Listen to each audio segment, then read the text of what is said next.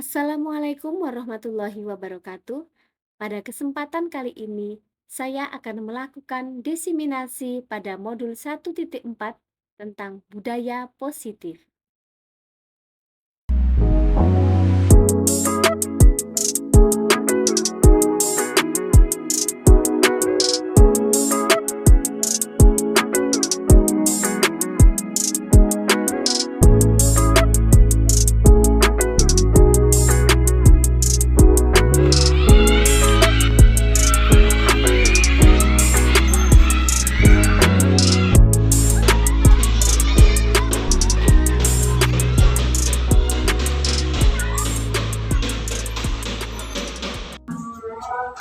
Kita mulai. Bismillahirrahmanirrahim. Assalamualaikum warahmatullahi wabarakatuh. Waalaikumsalam warahmatullahi wabarakatuh. Yang terhormat Ibu Andi Rahayu, Kepala dari TK Negeri Pembina Pacitan.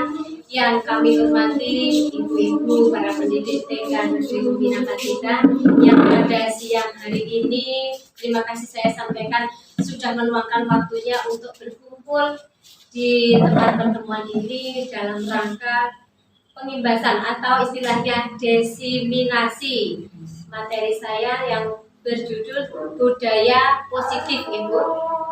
Nah, pada siang hari ini kita akan membahas budaya positif, tapi sebelumnya mohon izin kita berdoa terlebih dahulu ya Bu, supaya kegiatan kita pada siang hari ini diberikan kelancaran dan memberikan ilmu yang berkah dan bermanfaat bagi kita semua. Berdoa dimulai.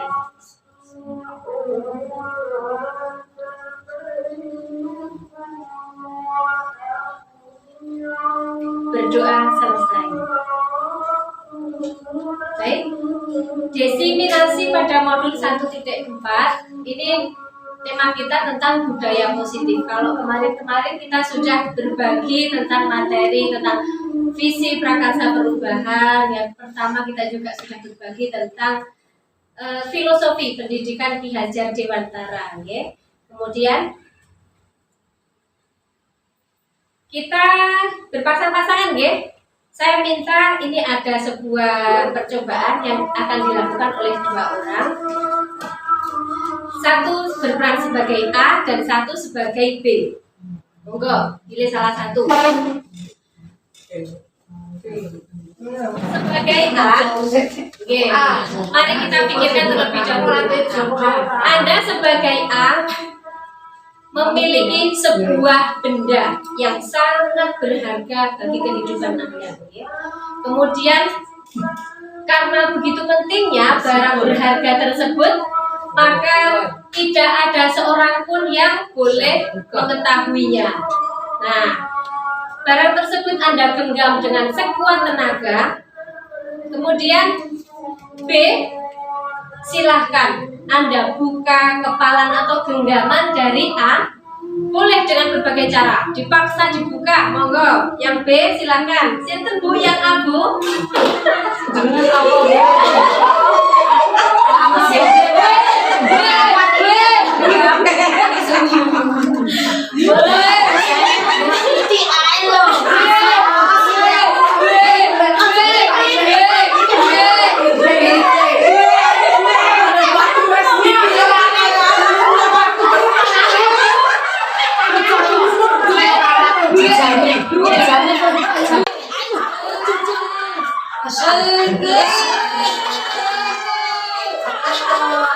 Bagaimana? Tidak ada apa-apa.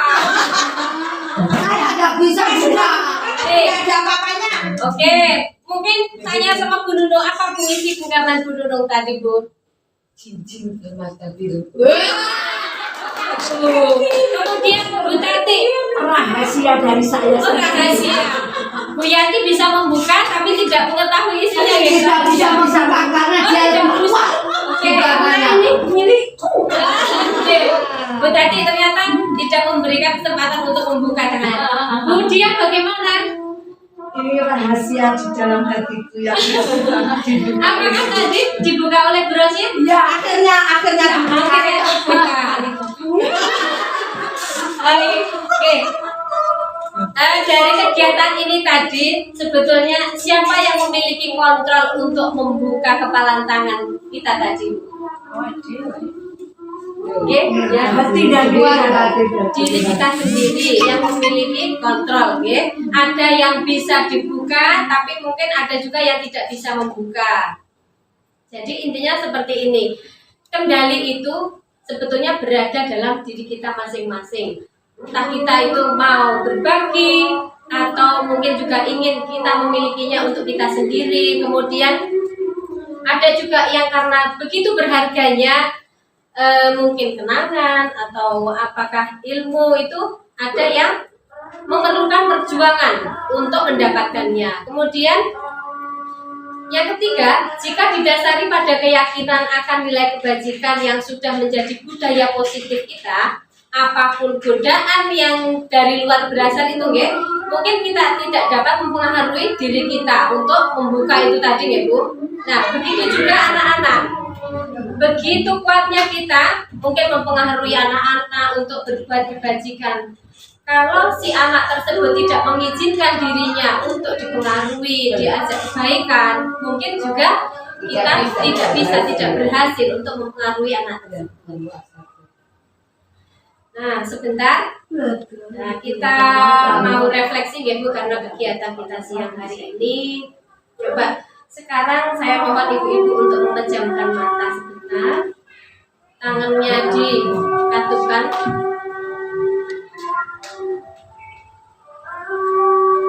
Pada siang hari ini, kita di ruangan ini, kita merefleksikan kegiatan kita pada siang hari ini. Mulai dari pagi, kita sudah berusaha membersamai anak-anak didik kita itu dengan penuh semangat, energi positif. Semoga apa yang kita laksanakan di siang hari ini ikhlas dan dapat memberikan manfaat bagi anak-anak kita. Silakan tarik nafas dalam-dalam, hembuskan, tarik nafas kembali, hembuskan, tarik nafas dan hembuskan.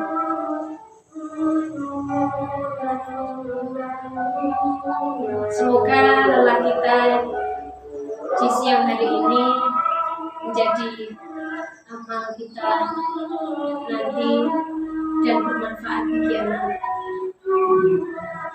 Terima kasih Bu.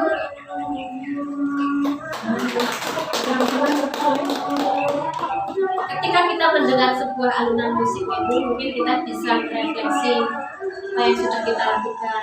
Ada yang kita merasa tenang, Ibu, karena kita sudah beraktivitas di siang hari ini. Semoga kita bisa lebih fokus lagi. Kita kembali lagi.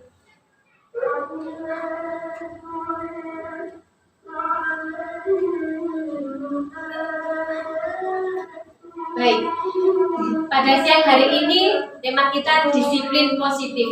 Apa sebetulnya disiplin positif itu sendiri? Disiplin yang positif.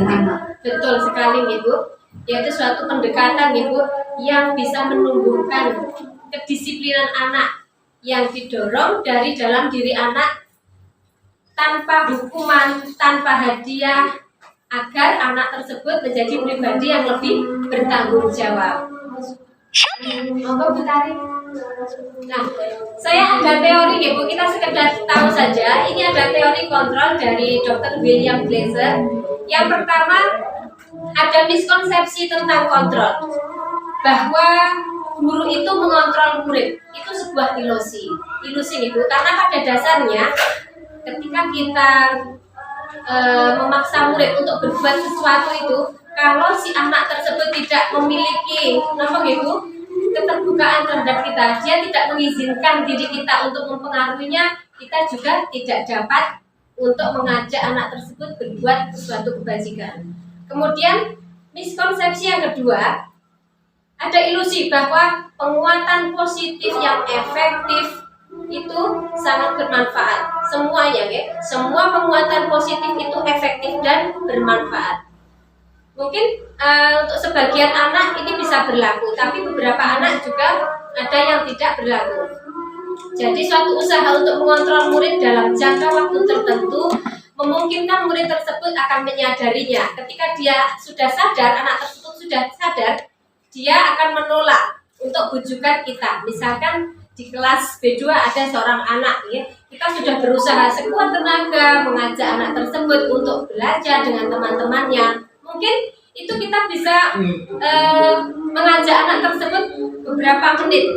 Kemudian anak tersebut sadar, dia tidak mau dikendalikan oleh si bu guru. Akhirnya dia sadar dan berlari lagi, mengikuti kehendak atau nalurinya.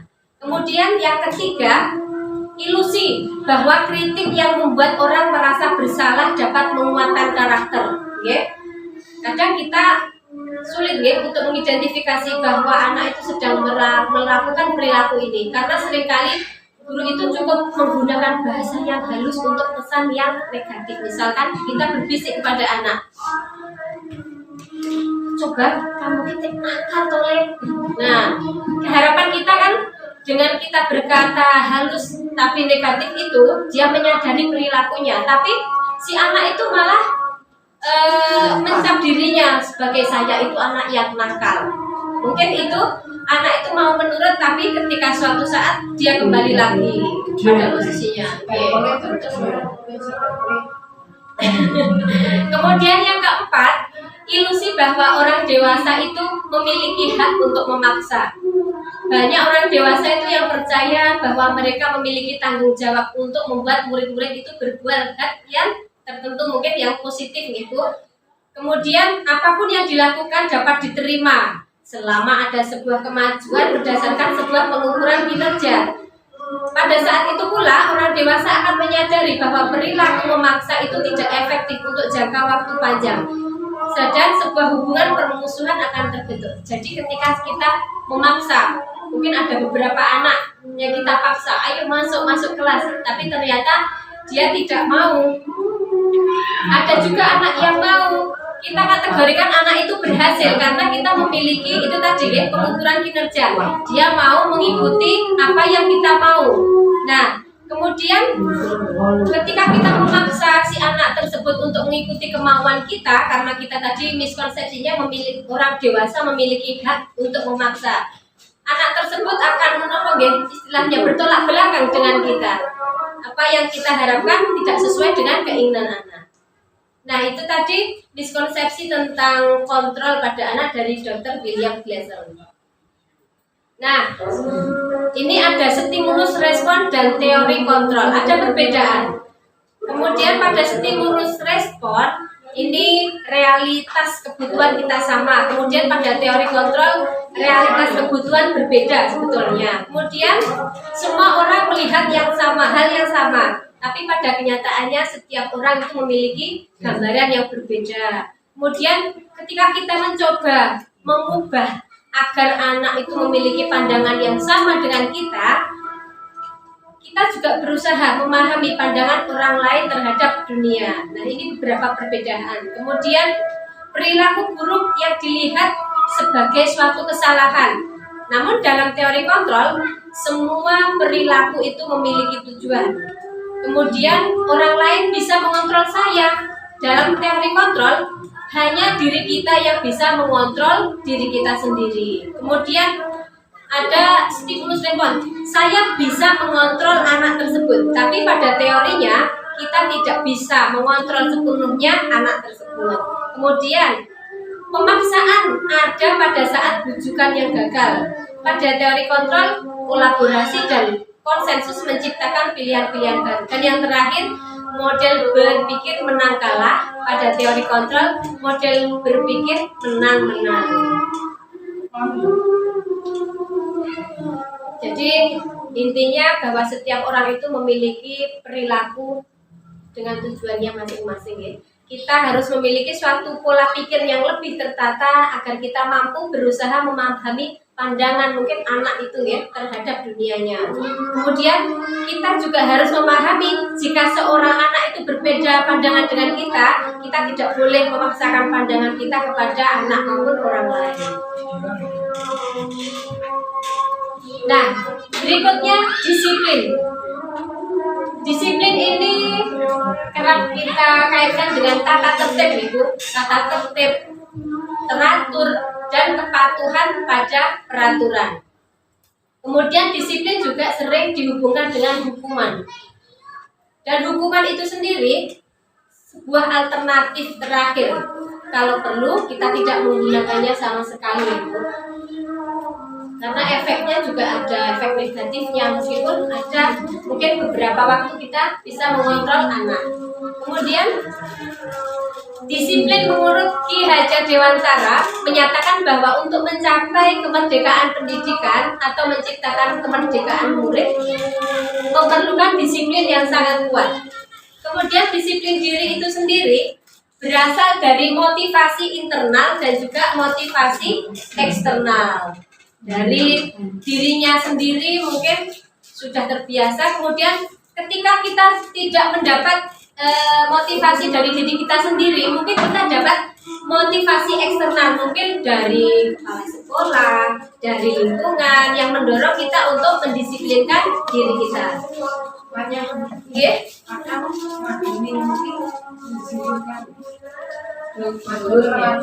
Sebetulnya bahasa kita mungkin yang harus kita olah, Ibu. Sebetulnya tujuan kita sangat baik sekali, Ibu, karena ketika anak itu tidak mendapat motivasi dari dirinya untuk mendisiplinkan dirinya, kita sebagai guru juga harus ini memotivasi. Karena itu tadi motivasi eksternal. Semua. Seperti tiga anak muridnya Bu apa? Muridnya Bu Yanti itu 7 anak ada, untuk 2 anak. Tapi senang, semua senang. Dan Bu Yanti ada bisa, ayo, langsung turun. Nek kasih akan Bu Yanti ora gelem. Jajar tinggi kene. Kita guru galak urusan mewarisi bunane. Memang kalau mendisiplinkan anak itu kita memang harus melihat berwibawa itu tadi. Mungkin di mata anak-anak Bu Tati ini memiliki wibawa, jadi mereka bisa disiplin karena itu tadi motivasi dari Bu Tati, motivasi eksternal sehingga mereka mau disiplin. Wah, saya kalau tidak disiplin nanti bisa dimarahi oleh Bu Tati seperti itu. Ya, tapi aku terus berjanjian Bu Winda, Bu Tati ini kamu akhirnya aku nomor-nomor jauh saya terus mana jadi berjanjian saya Bu Tati mes pensiun manoran ngaruh. Betul Bu, aku kayak celuk-celuk. Bu Tati, kita kayak layangan berlain Nggih, betul. Memang kita di sisi lain kita sangat perlu Bu untuk mendisiplinkan anak seperti itu, Ibu. Karena tiap anak gini kok benten-benten, Bu. Ada yang ayo gitu sudah turun. Ada yang perlu teriak. Bagaimana pendapat kalian murid yang tidak anak kita kok sudah dipantau disiplin? Sebetulnya disiplin itu harus dari keluarga, dari keluarganya. Ketika sudah tidak menerapkan disiplin, ketertiban, dia tidak bisa menerima ketika anaknya didisiplinkan di sekolah seperti itu. Itu kan kebiasaan, Bu. Kebiasaannya di rumah. Pasti loh, dari di rumah saja loh ya. Sebagai ibu, tapi ingin anaknya tertib, mantul seperti itu. Mungkin mayoritas ya. Tapi ternyata ada 1-2 yang justru namanya orang banyak. Itu tadi namanya anak juga berbeda. Mungkin perlakuan si anak tersebut dia biasa diperlakukan halus, mungkin istilahnya dimanja gitu. Ketika kita paksa dia tidak mau, mungkin aku jangan dipaksa, dia tidak lagi seperti itu.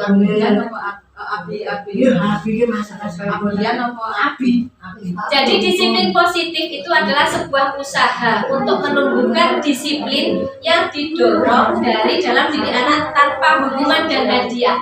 Jadi ketika kita mungkin ketika awal pembelajaran kita sudah mengiming-imingi hadiah nih Bu. Ayo anak-anak, ayo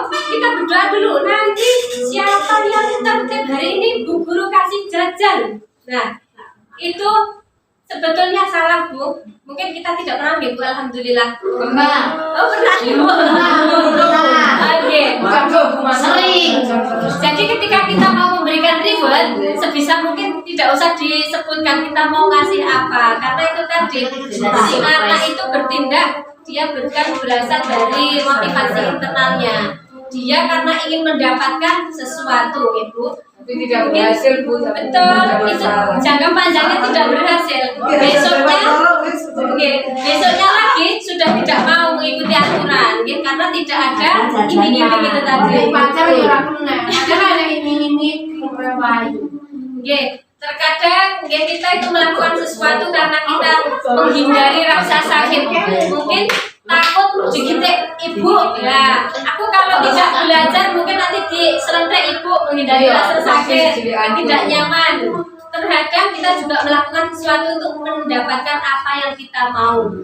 Itu motivasi dari diri kita, atau untuk mendapat senyuman atau pujian dari orang lain. Tidak ada ibu di sini ya Bu. Untuk mendapatkan hadiah, nah ini mungkin anak dia termotivasi, atau untuk mendapatkan uang jajan ya anak. Ya mudah lambang kok tak upai. Baik, ini nilai kebajikan, ya. Nilai kebajikan itu sendiri ada beberapa gitu. Ada keselamatan, keamanan, kemudian tanggung jawab, kejujuran, kesabaran, kasih sayang, rajin, keamanan, percaya diri, ketertiban, dan mandiri. Jadi nilai kebajikan ini adalah kata-kata universal gitu, bukan aturan. Kalau aturan berbeda, mungkin kalau aturan berupa larangan, dilarang menginjak rumput, dilarang mengganggu teman. Kalau nilai kebajikan ini intinya kata-kata yang mengajak kita dalam kebajikan. Kemudian dalam profil pelajar Pancasila, nilai kebajikan itu sudah ada kebajikan kebinekaan global, bergotong royong, kreatif, beriman dan bertakwa kepada Tuhan Yang Maha Esa, mandiri, bernalar, kritis. Betul, kita sudah familiar sekali Bu tentang profil pelajar Pancasila ini. Nah, selanjutnya nilai-nilai kebajikan apa yang Anda rasakan penting untuk ditanamkan pada kelas? Kalau di kelas kita nilai kebajikan apa Bu yang perlu kita terapkan? Yang pertama, tertiban, Kedisiplinan, kesabaran, disiplin, kemudian Menyayangi saling menyayangi, sopan, bersama, bertutur kata yang sopan, empati, betul, bersabar, banyak sekali gitu. Nah, kenapa kok disebut keyakinan kelas Bu? Kok bukan peraturan, kok bukan peraturan kelas? Ya. Ini ada contoh. Mengapa kita tidak memiliki peraturan tentang penggunaan helm pada saat mengendarai kendaraan roda 2?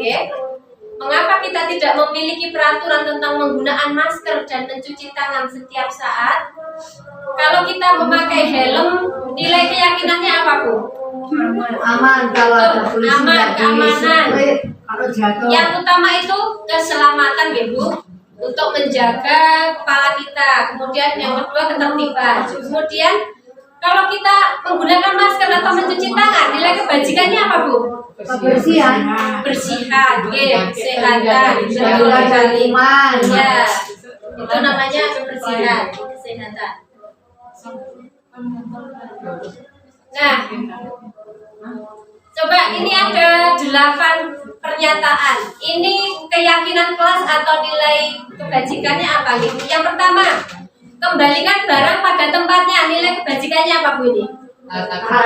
rapi kebiasaan Kemudian dilarang mengganggu orang lain. Nilai kebajikannya apa? menghargai toleransi Menghargai toleransi. Kemudian tadi di sekolah mana sebelum belajar nilai kebajikannya apa Bu? ini? Disiplin, tertib, nggih. Kemudian dilarang melakukan kekerasan, kasih sayang. Kemudian dilarang menggunakan narkoba, nilai kebajikan apa? Kesehatan, nilai GSS, ya. Kemudian bergantian atau menunggu giliran. Kenapa digituin? Dilarang merokok, nilai kebajikannya GSS, kesehatan, ya kesehatan. Kemudian berjalan di kelas atau di depan kelas, nilai kebajikannya apa ini? sopan santun, anak yang lain dapat mengikuti. Keamanan mungkin ya maksudnya tidak. Ini aturannya kan biasanya kalau kita mewujudkannya dalam aturan, iya aturannya dilarang berlari-lari, dilarang lari-lari. Nah, ini pernyataannya kan berjalan di kelas dan koridor. Ini nilai keyakinannya keamanan, biar tidak Ketertiban juga bisa. Iya, ketertiban. Kalau di aturan ini biasanya kan gini, dilarang berlari-lari, mungkin. Nah, kemudian membentukkan keyakinan kelas. Sebetulnya di dalam kelas itu kita perlu sekali membentuk keyakinan kelas. Yang pertama caranya gitu, kita mengajak anak atau murid-murid kita mempersilahkan. Kemudian mencatat masukan mungkin dari bapak ibu, dari anak-anak. Ayo, apa yang harus kita lakukan ketika kita belajar? Mungkin kalau kita pembelajaran di sekolah, nanti anak-anak akan menyatakan satu pernyataan, misalnya apa? Harus tertib bu, nurut sama bu guru. Nah seperti itu. Nanti kita tulis. Kemudian untuk anak TK ini diharapkan tidak terlalu banyak. Biasanya 3-7 prinsip atau keyakinan saja. Kesepakatan atau biasa kita sebut kesepakatan. Kemudian setelah sudah terbentuk, maka kita meninjau ulang. Kita harus menyetujui dengan anak. Anak-anak bagaimana keyakinan kelas kita ini 1, 2, 3, 4, 5. Apakah setuju? Setuju. Awal setuju. Secara teori mereka sudah pintar, sudah Awalnya prakteknya yang diterapkan. Tugas kita gitu itu. Studi ya? Pembiasaan. Nah, keyakinan kelas TK ini contohnya berjalan di kelas. Aturannya apa tadi Bu? Dilarang berlari-lari. Kemudian dengarkan guru. Fokus. Perhatikan. Datang tepat waktu. Ini contoh guys, cuma 4 aja. Saling menghormati. Kalau di kelas 1 sudah beda lagi, kalimatnya sudah lebih panjang. Nih, setiap anggota kelas perlu belajar. Setiap anggota kelas saling menyayangi. Setiap anggota kelas perlu merasa nyaman. Dan tingkatan lebih tinggi, lebih komplit lagi. Nah, ini contoh kemarin tugas saya membuat keyakinan kelas di B2. Ini ada komitmen, disiplin, beriman dan bertakwa, menghargai, kebersihan, keamanan kesehatan, berempati dan saling menghormati. Kita sudah berupaya membuat keyakinan kelas, tapi karena penerapannya itu tadi anak-anak memang perlu sekali berulang kali, harus lewat pembiasaan yang sangat panjang. Nah, ini ada ice breaking. Dikasih apa? Dikasih keren. Kita ke bawah ini. Dikasih apa? Kasih W. Kasih O. Kasih W. Coba lagi ya. Dikasih apa? Kasih W, kasih O, kasih W. Wow, keren. Wow, Keren. Coba sekali lagi. Dikasih apa? Kasih W, kasih O, kasih W. Wow, keren. Wow, keren. Wow, keren. Wow, keren. Kamu tertawa. Nah, ini sudah familiar sekali mungkin ya. Kamu tahu 3 kali. Kamu lulus tertawa 2 kali. Buka mulut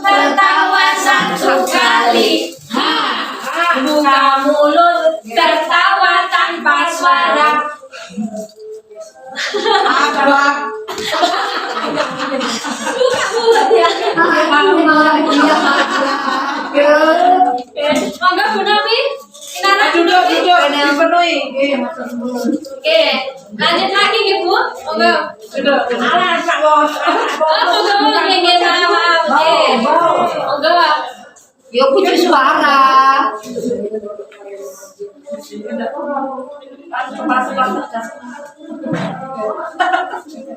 Sama Bu. Lagi sambil kembali lagi Bu sambil dinikmati Bu. Apa? Estek. Oh, sudah bisa. Udah sih, mana Bu? Oh, udah. Oke. Lanjut lagi ya Bu. Tentang kebutuhan dasar manusia. Kemarin sudah kita sebut di awal materi bahwa kebutuhan dasar manusia itu ada bertahan hidup, rasa sayang dan diterima, untuk kesenangan, penguasaan dan kebebasan. Kemudian ini ada sebuah contoh kasus. Arka itu seorang anak TKB. Dia selalu berlari keluar kelas menuju jalan raya di depan sekolahnya yang ramai dengan kendaraan. Tingkahnya membuat guru Ani, Guru Budi bingung dan seringkali lari mengejarnya. Ini Bu Ani mengejar si Arka. Ada beberapa kemungkinan jawaban yang diberikan Arka. Nah, kalau jawabannya Arka seperti ini Bu, aku senang main kejar-kejaran dengan Mama.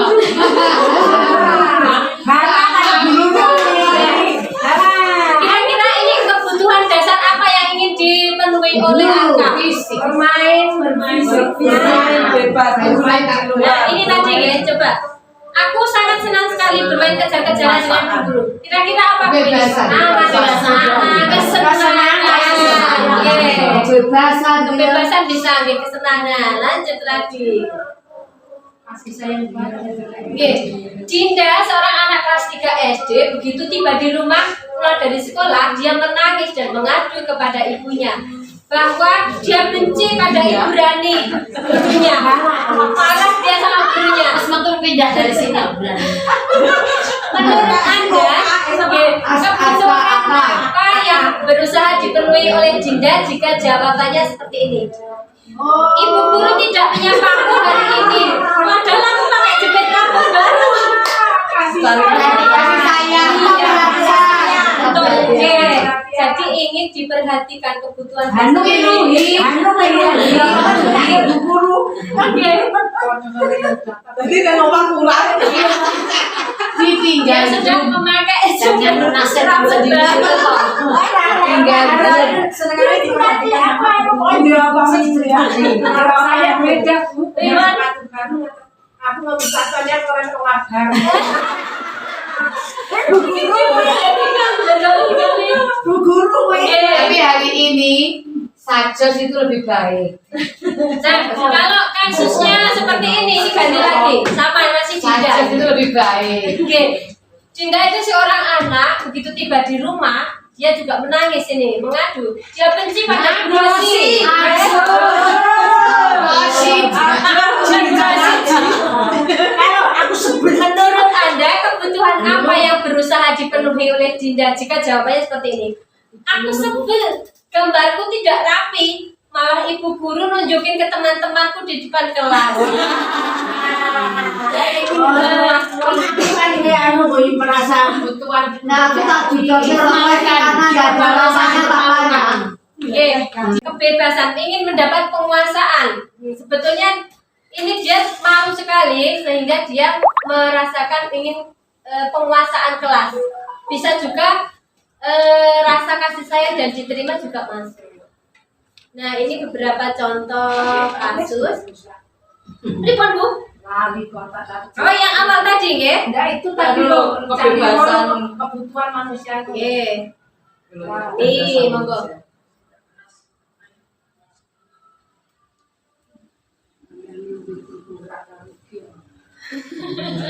Mintanya Kendrian ya Bu.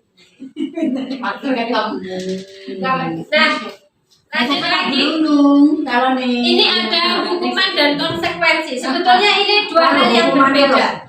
Hukuman dan konsekuensi itu, kalau hukuman ini tidak terencana tiba-tiba. Kalau konsekuensi terencana karena sudah ada kesepakatan sebelumnya. Kemudian kalau hukuman ini sifatnya satu arah. Kalau konsekuensi sumbernya dua arah karena sudah ada kesepakatan dari dua tadi ya, anak dan guru. Kemudian murid tidak tahu apa yang akan terjadi kalau hukuman. Tapi kalau konsekuensi, dia sudah tahu apa konsekuensi ketika saya itu melanggar aturan.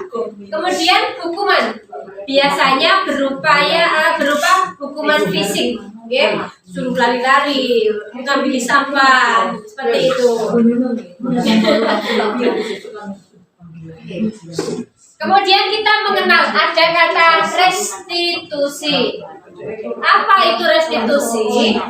Restitusi adalah upaya untuk memperbaiki kerugian atau kerusakan yang diakibatkan oleh tindakan siswa. Mungkin ketika ada temannya yang dirugikan akibat perbuatannya, maka kita ini tadi memperbaiki kerugian atau kerusakan yang diakibatkan oleh tindakan satu anak tersebut.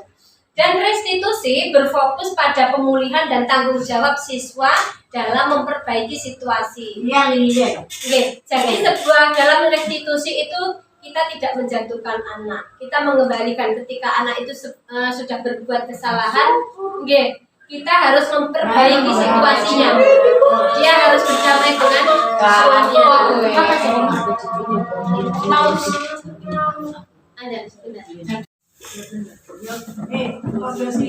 Nah, ini posisi kontrol dalam restitusi. Yang pertama, ini sebagai penghukum tadi, Ibu, Bapak dihukum. Kemudian membuat rasa bersalah sebagai teman, sebagai pengawas, dan sebagai manajer. Ini ada 5 posisi kontrol restitusi. Ini ya. Namun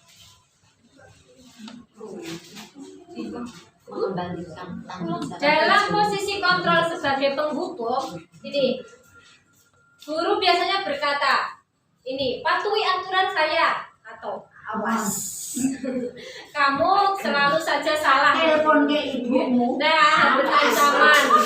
Bisa Bu guru ngapusi kuwi lho. Guru seperti ini senantiasa percaya hanya ada satu cara dalam pembelajaran agar berhasil, yaitu dengan caranya bu guru itu tadi menghukum, hukumannya. Nanti kalau kamu tidak mau belajar, masuk di kamar mandi sana.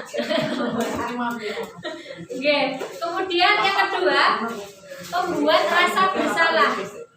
Ini kata-katanya halus kalau bu gurunya, Ibu itu sangat kecewa sekali loh dengan kamu. Beberapa kali Bapak bilang sudah diberitahu, gimana kalau orang tua kamu itu tahu kalau kamu berbuat seperti ini. Ayolah, Bu Guru mohon, seperti itu. Ini membuat rasa bersalah. Di posisi ini, murid akan memiliki penilaian bahwa dirinya itu buruk. Ternyata seperti ini tentang diri mereka. Murid merasa tidak berharga dan telah mengecewakan orang-orang yang disayangi. Ternyata aku membuat Bu Guru sedih, mengecewakan Bu Guru seperti ini. Nah, kemudian yang ketiga, sebagai teman.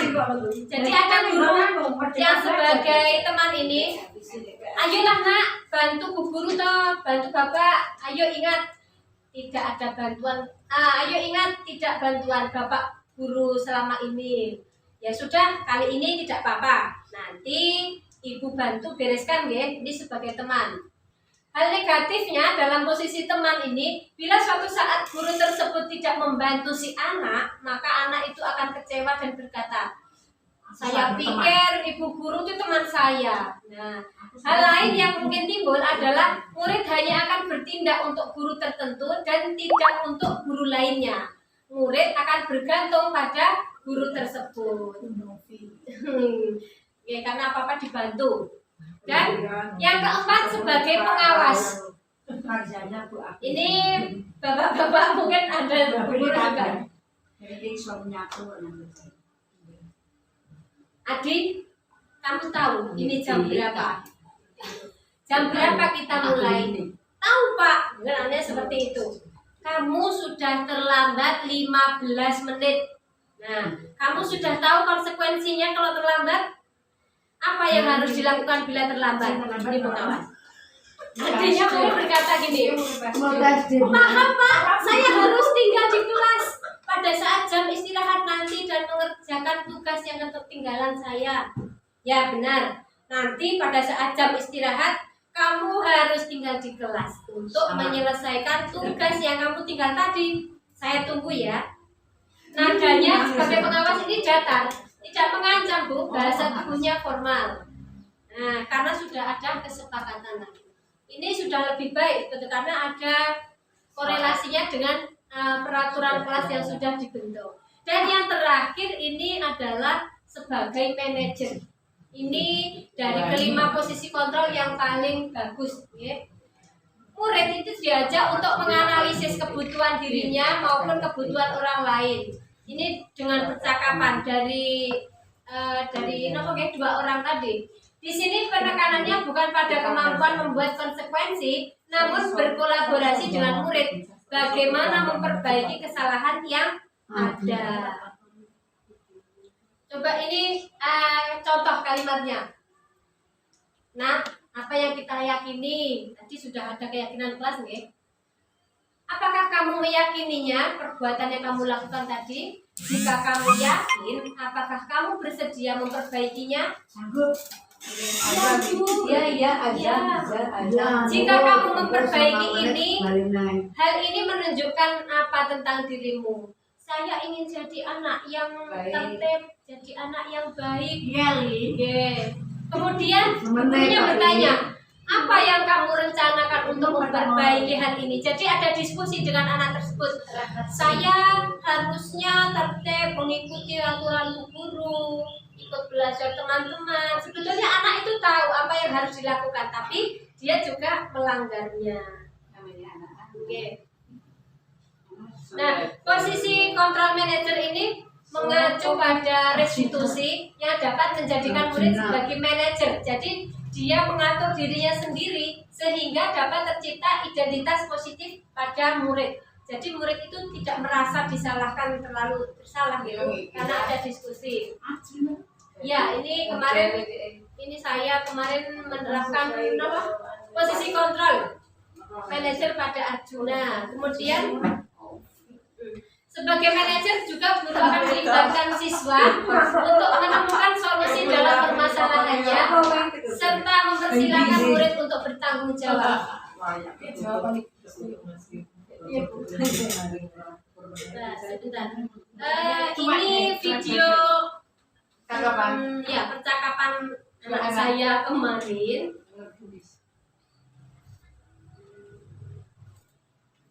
Kalau ini yang pertama Arjuna. Berebut.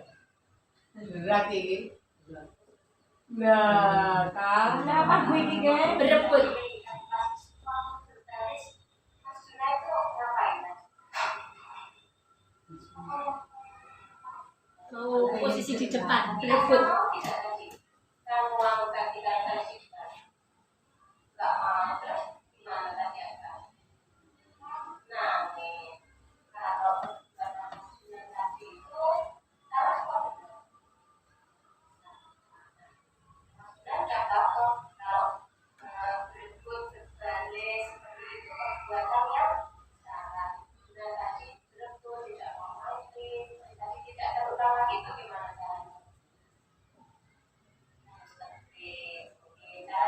Jawabnya tuh orang ini pinter. Ayo bisa kan nomor satu lah nawarin Jelas prakteknya. Tidak semudah jawaban. Orangnya juga kan kebalikannya. Mau mengalah, tidak sabar.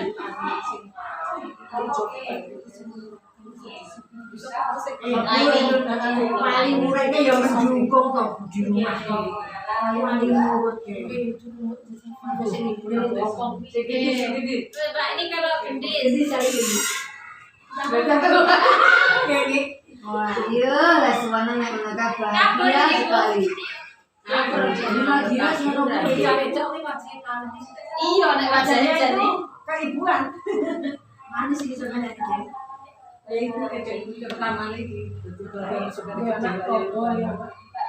alasannya kenapa tadi?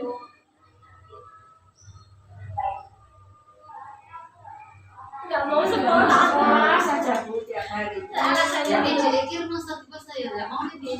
Nggak mau sekolah kok setiap kali ditanya.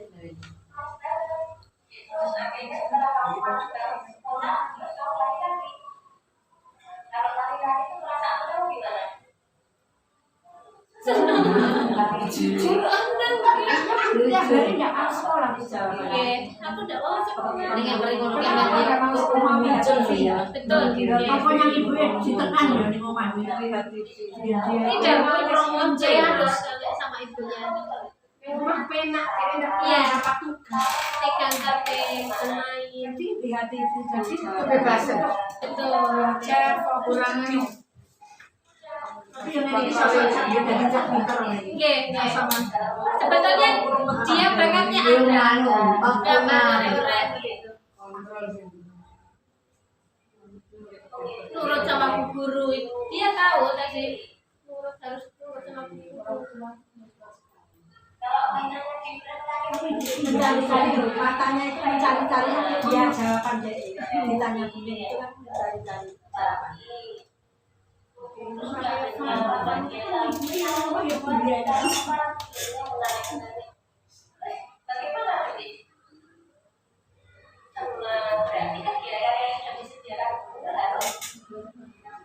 Dikerjakan. Aku ini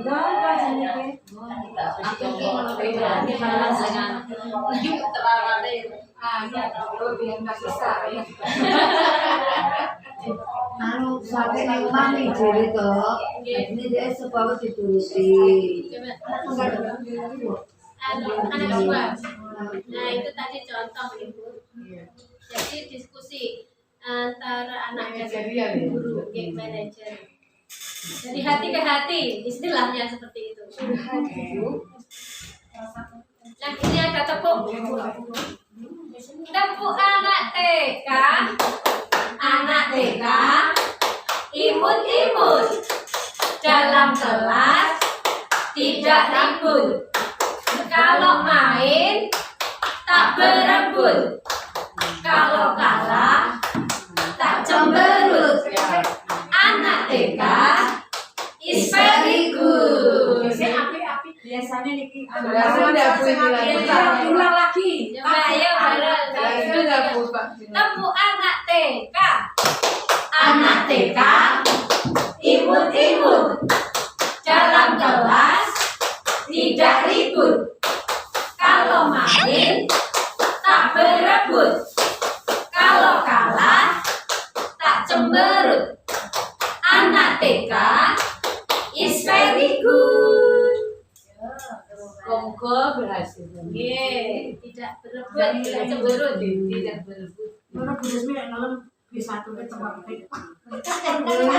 Sampai nanti gede liyane iya. Lanjut lagi, ini ada istilah segitiga restitusi. Jadi dalam tadi bertindak sebagai manajer Bu, ada langkah-langkahnya. Yang pertama, menstabilkan identitas. Yang kedua, validasi tindakan. Dan yang ketiga, menanyakan keyakinan. Nah, ini dalam menstabilkan identitas, setiap orang itu pasti pernah melakukan kesalahan. Kamu bukan satu-satunya yang pernah melakukan ini. Di apa Bu? Dialog istilahnya. Kemudian ada lagi pertanyaan. Kamu tentu punya alasan mengapa kamu melakukan hal ini. Karena aku senang.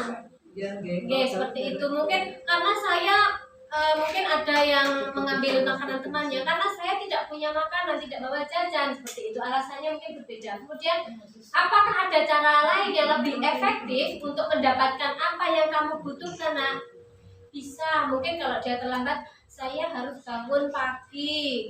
Kemudian mungkin saya harus menyetel alarm biar bisa bangun pagi. Kemudian yang ketiga, mungkin saya minta bantuan kepada kakak atau ibu biar bisa bangun pagi, seperti itu. Jadi yang ketiga, menanyakan keyakinan.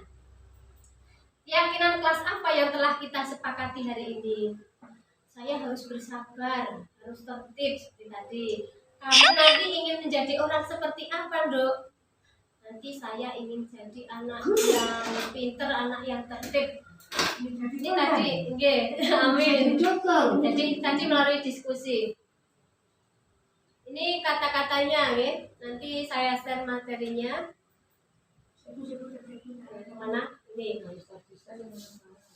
Berbuat salah itu tidak apa-apa, tidak ada manusia yang sempurna. Apakah kamu sedang menjadi teman yang baik buat dirimu sendiri? Kemudian ini ada kalimat lagi, validasi tindakan. Padahal kamu itu bisa tadi melakukan hal yang buruk dari itu. Untung saja kamu tidak berbuat hal yang lebih buruk. Ya Bu, saya bisa mengerek emosi saya. Mungkin tadi habis marah-marah tendang temannya atau gimana. Kamu pasti punya alasan melakukan hal itu. Ya tadi saya marah, soalnya digitukan sama teman. Nah, mungkin ada percakapan itu. Oke. Kamu boleh mempertahankan sikapmu itu, tapi kamu harus menambahkan sikap yang baru. Kamu harus sabar, mungkin seperti itu. Kemudian yang ketiga, menanyakan keyakinan. Apa yang kita percaya sebagai kelas atau keluarga? Apa nilai umum yang telah kita sepakati kemarin? Kamu jadi orang seperti apa nanti? Saya ingin jadi orang yang berhasil, anak yang tertib, mandiri.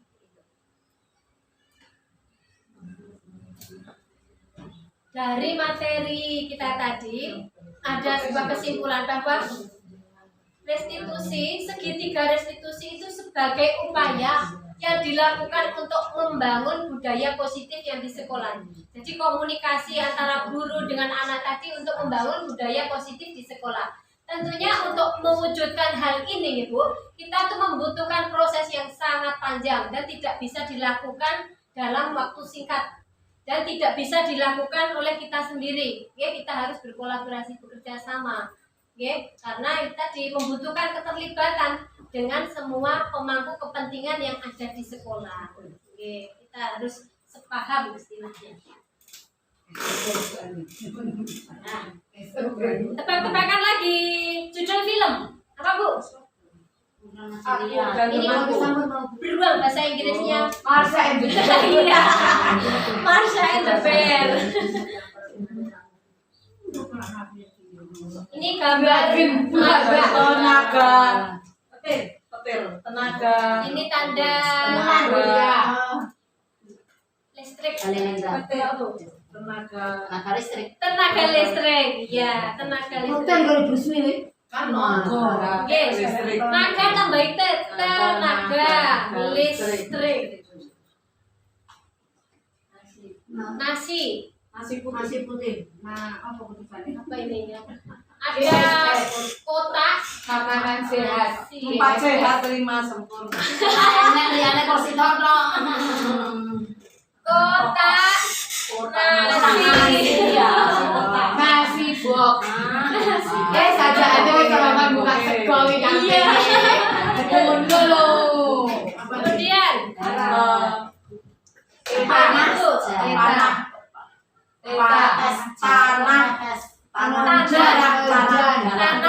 Tumpah darah. Apa darah Bu? Ini bukan darah Bu. Air. Tanah air. Tanah air. Bunga mawar. Bunga mawar, bunga melati. Di antara Tulip dan Kamboja, puluhan menit berdiri di sini, semoga bisa memberi makna.